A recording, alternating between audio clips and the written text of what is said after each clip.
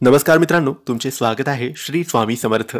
मित्रांनो, मिथुन राशीचे 15 ते 30 सप्टेंबर दरम्यानचे संपूर्ण राशीफल कसा असेल, हा काळ कसे असतील हे दिवस मिथुन राशीच्या लोकांसाठी हे आपण आजच्या या व्हिडिओमध्ये जाणून घेण्याचा प्रयत्न करणार आहोत.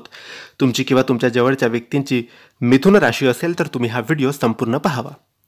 मिथुन राशीसाठी 15 ते 30 सप्टेंबर हा काळ थोडा वेगळा, मिश्र स्वरूपाचा आणि अनेक महत्त्वपूर्ण अनुभव देणारा असणार आहे.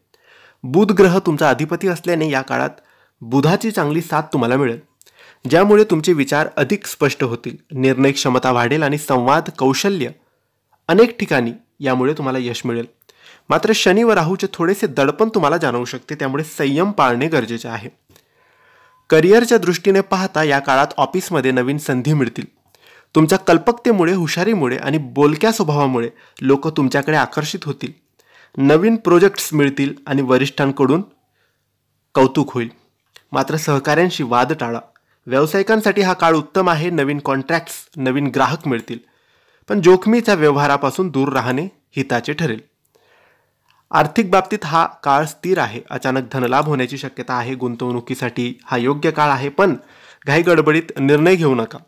जुने थकलेले पैसे परत येऊ शकतात. खर्च थोडा वाढेल, विशेषतः घरासाठी आणि प्रवासासाठी. कौटुंबिक जीवनाकडे बघितले तर काही छोटे गैरसमज होऊ शकतात. घरातील सदस्यांशी संवाद साधताना शब्द जपून वापरा. विवाहित लोकांशी त्यांचा काळ जोडीदारासोबत चांगला जाणार आहे.